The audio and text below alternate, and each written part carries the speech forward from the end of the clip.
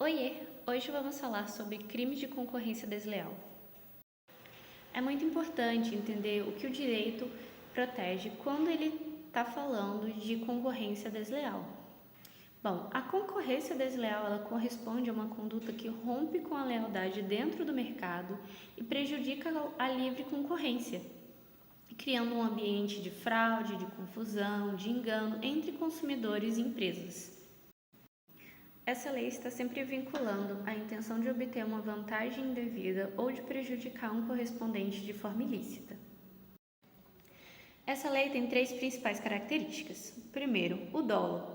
Exige a intenção clara do agente. Segundo, finalidade concorrencial. A conduta ela deve ocorrer num contexto de disputa empresarial. Terceiro, proteção à lealdade de mercado. A função do tipo penal é manter um ambiente de conduta justo. Além disso, esses crimes são classificados como crimes de propriedade imaterial.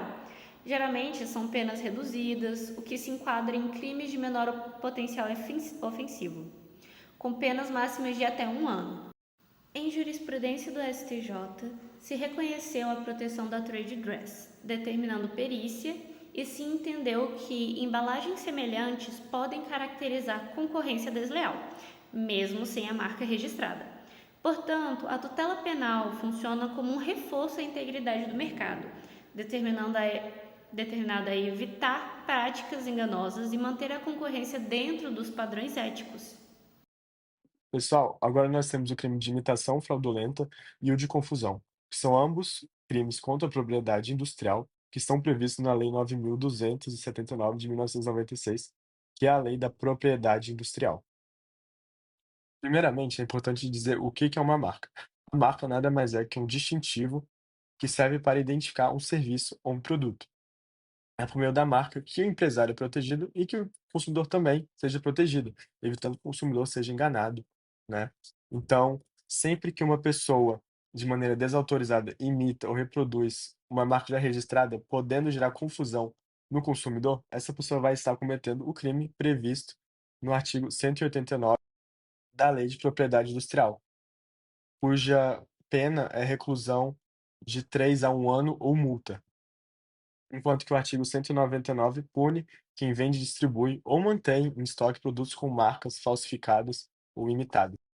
Um caso bastante famoso em relação a esse tema foi a batalha judicial travada entre a Curaprox e a Acém. Ambas são marcas de escova de dente. A Curaprox é uma marca suíça e a Acém uma marca brasileira. E nesse caso, a Curaprox alegou que a Acém teria imitado uma escova de dente sua, né? Então imitou o trade dress, que é basicamente conjunto imagem, as cores e o formato, de maneira que isso estivesse gerando confusão nos clientes. Essa alegação foi levada para a justiça, de maneira que o juiz, na primeira instância, decidiu a favor da Curaprox, chegando até a determinar que os produtos da Acém fossem retirados do mercado. Porém, a Acém interpôs esse recurso de maneira que o Tribunal de Justiça de São Paulo reformou a decisão. O TJSP entendeu que, apesar de existir sim semelhança entre os produtos, a Curaprox não conseguiu comprovar de que havia de fato um risco de confusão para o cliente médio. Outro fato determinante foi que a Acém já tinha seus próprios desenhos industriais registrados no INPI. E isso fez com que ficasse ainda mais enfraquecida a alegação da Curaprox. Esse caso evidencia que a jurisprudência brasileira tem agido de maneira cautelar, de modo que não basta apenas alegar a imitação. É necessário também demonstrar a distintividade do produto original e o potencial de engano ao consumidor. A proteção penal existe, só que ela não pode ser utilizada de maneira leviana ou para impedir a concorrência quando os elementos são comuns ou apenas funcionais. De maneira a sintetizar, existe sim o crime de imitação fraudulenta e o de confusão. Eles servem para proteger a marca e a lealdade do mercado, só que eles só podem ser aplicados quando houver a comprovada possibilidade de confusão por parte do consumidor. Bom, pessoal, agora a gente vai estar falando sobre crimes envolvendo desvio de clientela e meio fraudulento. Pelo artigo 195 do Código Penal, incisos 3º e 4º, comete crime quem usa meios enganosos ou fraudulentos para atrair a clientela de um concorrente. Porque não se trata de disputa de mercado comum, é uma fraude com o objetivo de desequilibrar a concorrência. Bom, quais são as características desse tipo de crime? Esses crimes acontecem quando a empresa usa publicidade enganosa com a intenção de prejudicar o concorrente, divulga informações falsas para afastar comunidades, ou manipula dados, avaliações ou reputação digital com o intuito de causar prejuízo. O foco é sempre o intuito concorrencial, ou seja, desviar clientes. Agora, pensando em como isso acontece em casos práticos, acho que um dos exemplos mais clássicos, que a gente trouxe aqui seria uma empresa que anuncia que o concorrente está irregular na Anvisa, mesmo sabendo que isso não é verdade. Ou, pensando em um caso mais comum atualmente, nos meios digitais, seria criar perfis falsos para derrubar a nota da empresa concorrente em plataformas digitais, como Google, por exemplo, etc. E tudo isso é meio enganoso para ganhar vantagem no mercado, e se caracteriza dentro desse crime. E agora, pensando na jurisprudência, nós trouxemos aqui um caso em que a Natura entrou com ação contra a Jequiti, afirmando que essa marca concorrente teria copiado o conjunto imagem de um dos seus produtos de perfumaria.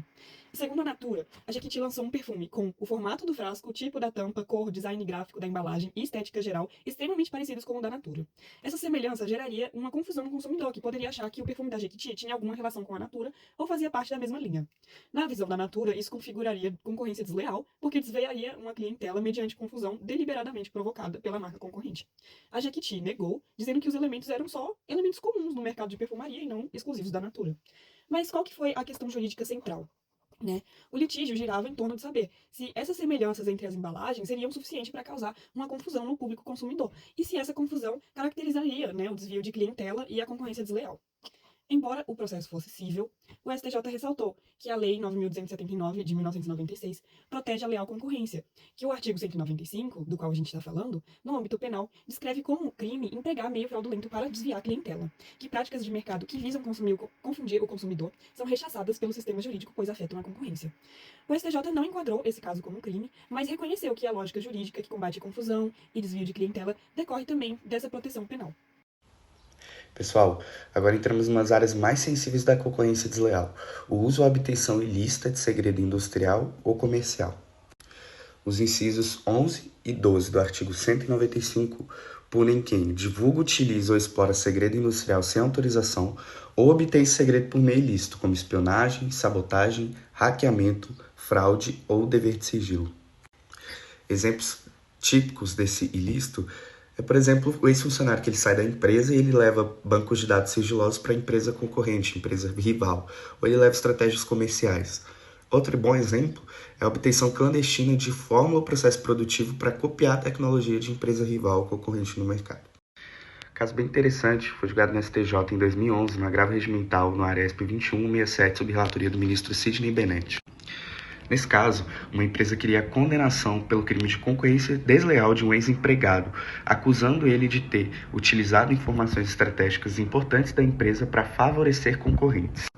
Ocorre que o STJ entendeu que o segredo industrial ele devia estar expressamente identificado e protegido naquela relação contratual. Como na cláusula do contrato do empregador com a empresa não havia nenhuma cláusula de sigilo de confidencialidade, nenhuma proteção ao segredo industrial da empresa, foi afastada a condenação do ex-empregado. Afastando essa condenação por concorrência desleal, por não haver proteção expressa no contrato, então, o STJ acabou dizendo, olha, nem tudo é segredo industrial, você tem que mostrar que ele é segredo e tem que proteger ele de forma expressa. Em resumo, dentro dos crimes de concorrência desleal, tanto desviar a clientela com fraude, quanto obter ou divulgar segredos industriais atacam diretamente a lealdade do mercado, e é por isso que a LPI coloca essas condutas como crime. Pessoal, agora passando para a proteção penal do software. O ordenamento jurídico brasileiro vai tratar desses programas de computador como obras intelectuais. Daí, por isso, a sua proteção penal vai se dar dentro da lógica dos crimes de violação ao direito autoral.